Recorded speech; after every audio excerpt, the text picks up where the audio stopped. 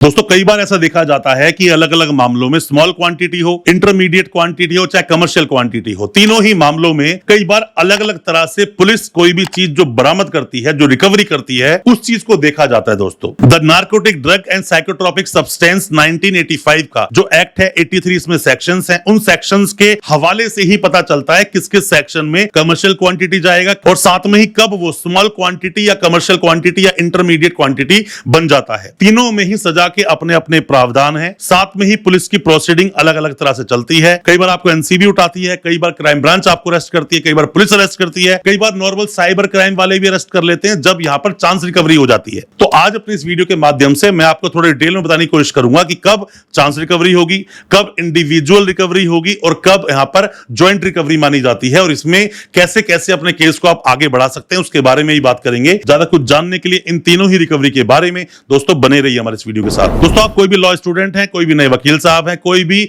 अभी कानून की जानकारी ले रहा है, आपका सगा संबंधी जानकार कोई भी जेल में है, वीडियो बहुत काम का है, वीडियो को पूरा देखें, समझें। मैं अपने एक्सपीरियंस के आधार पर वीडियो लेकर आता हूं ताकि आप तक पूरी जानकारी पहुंचा सकूं और जितने भी हमारे नए वकील साहब हैं, जितने वकील भाई हैं, वो भी इस पर प्रैक्टिस इनिशियली शुरू कर सकें, चीजें छोटी छोटी जो है जो कोर्ट में चलती हैं वो आपको समझ आ सके। दोस्तों होता क्या है कि जैसे ही कोई भी केस कोर्ट में जाता है, सबसे पहले आप ये समझ लीजिए कि क्वांटिटी को देखिए। Quantity, small quantity, intermediate quantity, commercial quantity. आप एमडीएमए से एक एग्जांपल ले लो। एमडीएमए का अगर 0.5 ग्राम तक है तो ये किस में आएगा? स्मॉल क्वांटिटी में। 0.5 ग्राम से लेकर 10 ग्राम के बीच का जो मामला है ना, सारा इंटरमीडिएट क्वांटिटी। 10 ग्राम से जैसे ही आगे बढ़ गया वो है कमर्शियल क्वांटिटी। तो इस तरह से हर चीज की अलग अलग क्वांटिटी बनाई गई है। जो 3 तरह की सजा है, स्मॉल क्वांटिटी देखा जाए 10,000 तक का जुर्माना, 1 साल तक की सजा। साथ में अगर हम देखें इंटरमीडिएट क्वांटिटी में 10 साल तक की सजा और साथ में ही 1 लाख तक का जुर्माना। कमर्शियल क्वांटिटी में 2 लाख तक का जुर्माना, वो बढ़ भी सकते हैं, डिपेंड करता है, और साथ में ही 20 साल तक की सजा जो उम्र कैद और फांसी भी हो सकती है।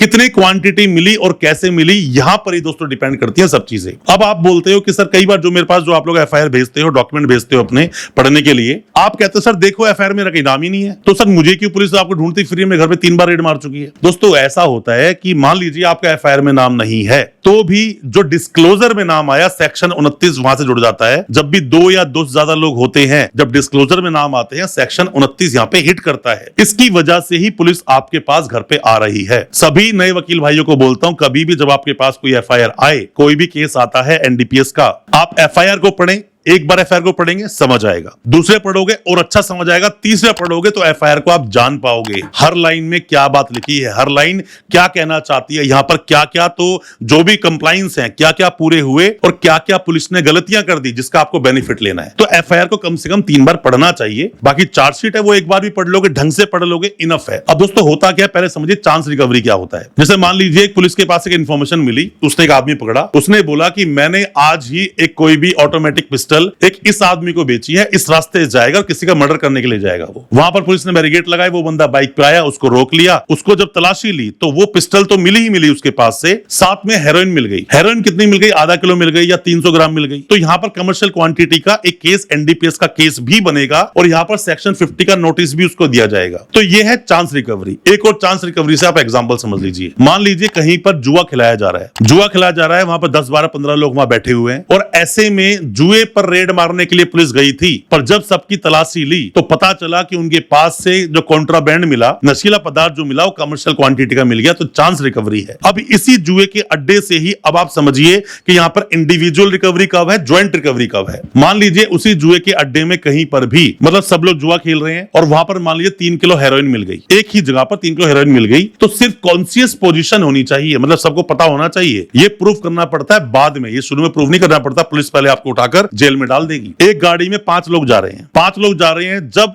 रेड की गई तो डैशबोर्ड में से 100 ग्राम एमडीएमए मिल गया या 50 ग्राम एमडीएमए मिल गया। तो ये क्या है? ये ज्वाइंट रिकवरी है। मान लीजिए एक घर में 3 लोग हैं, जब रेड की गई, रेड करने के बाद में वहां पर देखा कि वहां 300 किलो गांजा रखा हुआ था, ज्वाइंट रिकवरी है। अब दोस्तों यहीं पर जहां जुए का अड्डा था, जहां पर रेड मारी गई, जब रेड की गई वहां पर, तो जब रेड की तो रेड की जुए के लिए, बट वहां पर देखा गया एक आदमी के पास से मिला 2 ग्राम एमडीएमए, एक के पास से मिला 5 ग्राम एमडीएमए और एक के पास से मिला 1 ग्राम एमडीएमए। तो ये इंडिविजुअल रिकवरी है दोस्तों, अलग अलग तरह से ये रिकवर हो रहा है। अब इन्हीं में पुलिस आपको नोटिस भी देती है, इंडिपेंडेंट विटनेस भी होने चाहिए, सीसीटीवी मतलब वीडियोग्राफी, ऑडियोग्राफी भी होनी चाहिए, साथ में ही पुलिस को सारे मेजर्स फॉलो करने पड़ेंगे, जो जो कंप्लाइंस है फॉलो करने पड़ेंगे। ऐसा नहीं है कि पुलिस बिना कंप्लाइंस के, बिना 50 का नोटिस दिए या बिना 42 का नोटिस दिए कहीं पर रेड मार दे। रेड मार दिया, सर्च भी कर लिया, घर भी सर्च कर लिया, एक आदमी को भी सर्च कर लिया, उसे अरेस्ट भी कर लिया, तो यहां पर बेल तो छोड़ो, केस ही खत्म हो जाएगा आपका। तो यहां पर जो इंडिपेंडेंट विटनेस है उससे आपको बेल मिलती है, अगर नहीं है तो आपको सेफगार्ड्स मिलते हैं। दोस्तों ऐसा नहीं है कि एनडीपीएस जितना ज्यादा खतरनाक है उतना ज्यादा इसी कानून में लीनियंसी भी दी गई है कि सामने जो एक्यूज बनने वाला है इस केस में वो किस किस तरह से बच सकता है, क्या क्या